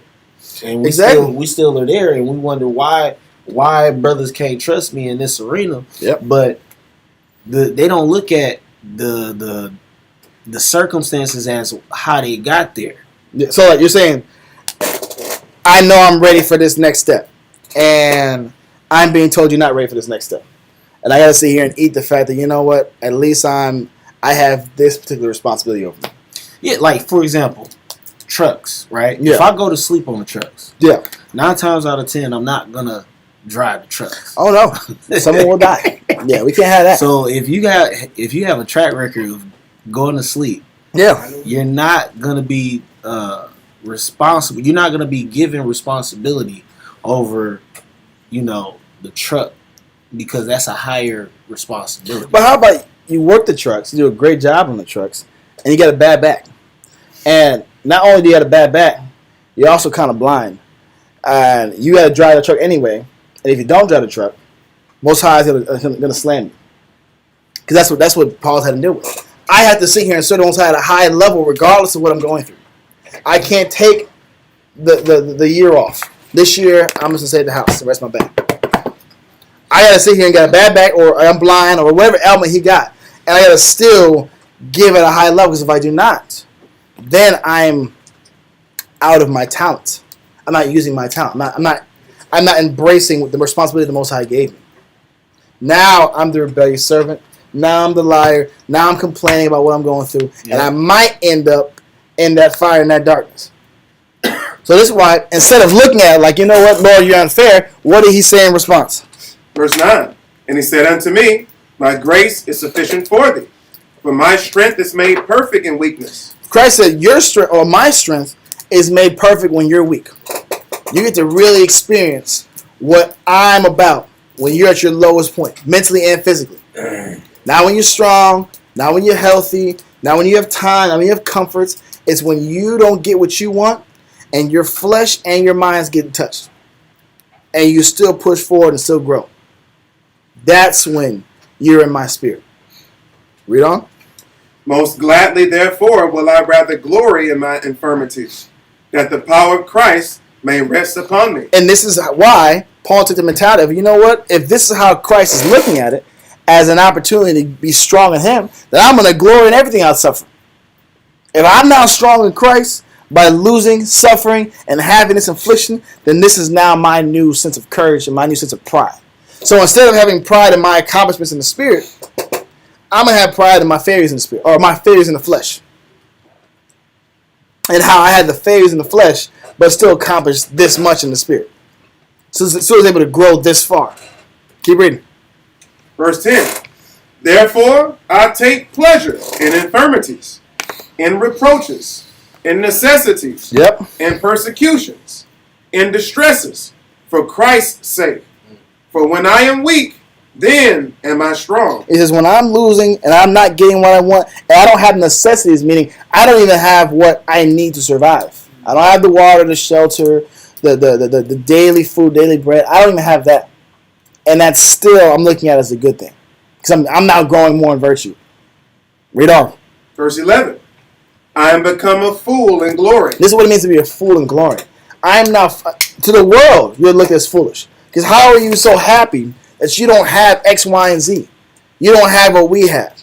You don't have the status or the life that you should have had because we grew up in the same environment. Or we had the same start. Or we had the same job at first. Why are you not winning? And why are you so content in life? He says, I'm a fool in glorying. Because, read. Ye have compelled me, for I ought to have been commended of you. For in nothing am I behind the very For in nothing am I behind the very chiefest apostles, though I be nothing. He says, I am on the same level of the apostles that were under Christ. But I'm still nobody. And I'm okay with being nobody. Actually, I'm happy and I glory in the fact that I'm nobody. Read on. Verse 12. Truly the signs of an apostle were wrought among you in all patience. Because the signs of an apostle is about showing you patience in regards to the situation. Read. And signs and wonders and mighty deeds. So not just the mighty deeds, not just the resurrections, the healing of the lepers, the great spiritual works. It's the fact that whatever I'm going through, I still have a positive attitude to the Most High. 2 more verses, and we'll conclude there. Give me Psalms 92, verse 8 through 12. Psalms 92, actually probably won't go all the way through 12. Psalm 92, verse 8 through maybe 10. And the last one, Romans 10, 1 through 3. Yeah, we're not going to go all the way there. That's too much. Psalm chapter 92 and verse 8. Okay. Psalms 92. Yep, read that. Psalms chapter 92 and verse 8. But thou, Yahweh, art most high forevermore.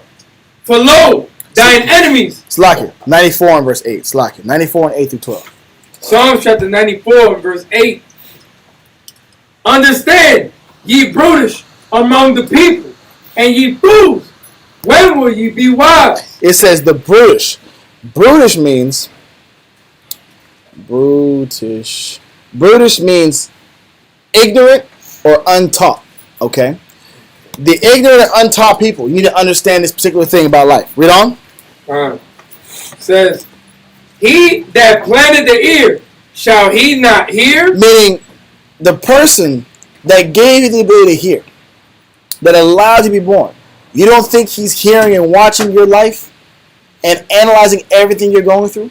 Like he doesn't have a direct hand on what's being put around you? So when we're complaining, are we not thinking about the fact that he's designing everything that's going on? Meaning he didn't abandon you. The untaught, the brutish person, the ignorant person, thinks the Most High abandoned them. Which is why they're suffering so much. He forgot about his servant. He's saying, the person that planted the ear, shall he not hear? Read. God. He that planted the ear, shall he not hear? Yep. He that formed the eye, shall he not see? And that's the point. I made the eye. He made the eye. You tell me he can't see everything that's in front of him? Scripture says that his eyes are 1,000 times brighter than the sun. There's nothing hid from him. Why is he going to this explanation? Keep reading. Verse 10. He that chastiseth the heathen, shall not he correct? Just the fact that if he corrects the heathen, or rather, he is correcting the heathen. That's what he does. Whether you're seeing it or not, he's correcting the heathen. He's correcting those that are against you. Read on. God. He that chastiseth the heathen, shall not he correct? Yep. He that teacheth man knowledge, shall not he know? Uh-huh. The Most High knoweth the thoughts of man, that they are vanity. Why is he explaining all this? Because the thoughts that we have when we're sitting here rationalizing our experience in this life, the ups and downs in this work, are vain. They're worthless thoughts. The brutish man, the untaught person, has these worthless thoughts. Because there's a fact in life that's going to happen if you're serving the Lord. Verse 12. Verse 12. Blessed is the man whom thou chastenest, O Lord, and teacheth him out of thy law. Because the brutish person does not look at the chastening as a blessing. They don't look at the loss, the suffering, as an opportunity to get closer, as the Most High teaching him out of his law. They look at it as a burden.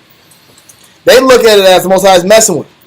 They look at it as the Most High has got something out for him, or he forgot about it. So you know what category they put themselves in? They put themselves as the unbelievers. Now here's the scary part. Give me Romans 10 verse 1 through 3. The scary part is most people that don't accept the chastisement or the judgment of the Most High don't even know they're considered unbelievers. Romans 10 and verse 1 through 3. It's the last verse. 10, verse 1. One second. Yep. Brethren, my heart's desire and prayer to the Most High for Israel is that they might be saved. Uh-huh.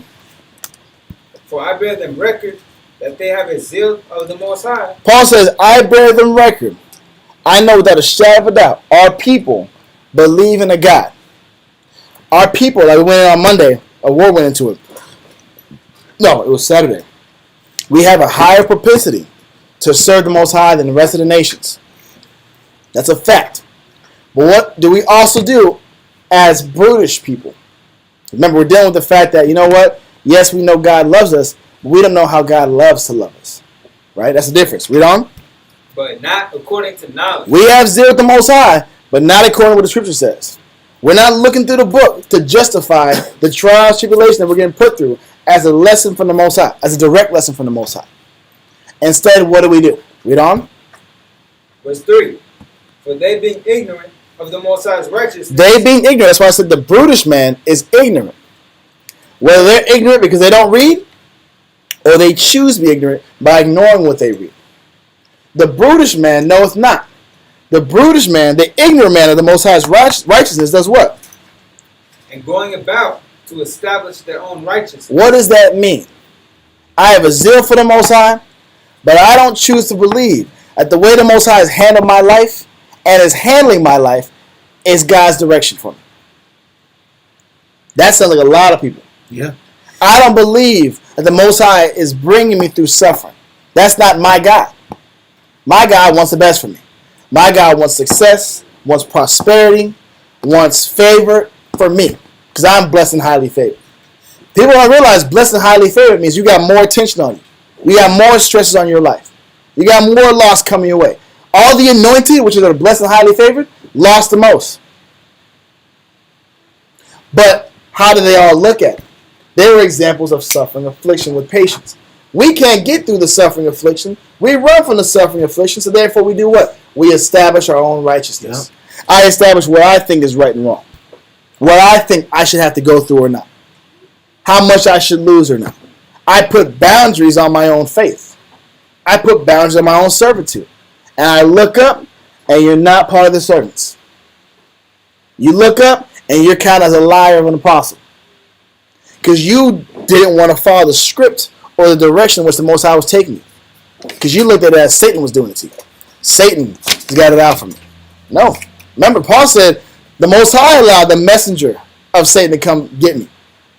So even if Satan is the thorn, who allowed that thorn to be there? And for what reason? And how are you justifying the thorn? What are you telling yourself to keep yourself fighting in a fighting posture, in a spiritual posture? Are you saying I don't deserve this? Or are you saying, I do deserve this? Because you know what? I was getting a little too comfortable. I was getting a little too prideful. I'm not reading enough. I'm not strong enough right now. I need to keep fighting myself. So I don't become one of the unchosen. Right. Read from the top again. Read verse 3 again. Verse 3. For they being ignorant of the Most High's righteousness and going about to establish their own righteousness, have not submitted themselves unto the righteousness of the Most High. Because if I don't follow the righteousness or the judgment or the direction in which the Most High is forming my life, meaning how my life is going is not by circumstance, not by chance. It was designed for you to get a specific result for you. If you're running from that work, if you're running from that suffering, then what are you doing? I'm establishing my own righteousness. I'm establishing my own right and wrong. Because I don't respect the suffering, or I don't want to go through the suffering the Most High is having me go through. So therefore, it's got to be Satan. This can't be from me. We had a whole story explaining this scenario, and maybe next time I'm up, I'll break it down because I got another 30 verses. Obviously, it's not happening tonight. But we'll leave it like that.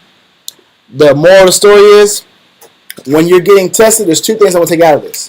The test is not for the Most High to find out if you're chosen.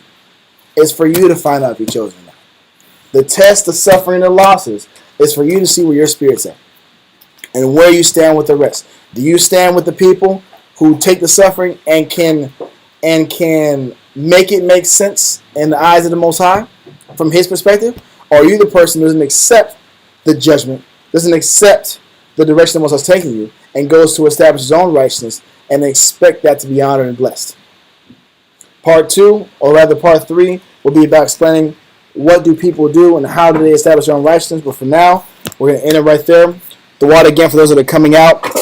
Tonight's class was a little short today, but I think we got the point. And anything more, we don't have another 2 hours to break this down. So again, there's no class tomorrow, Sabbath day, but we'll be back on Monday. Shabbat shalom. Shabbat shalom.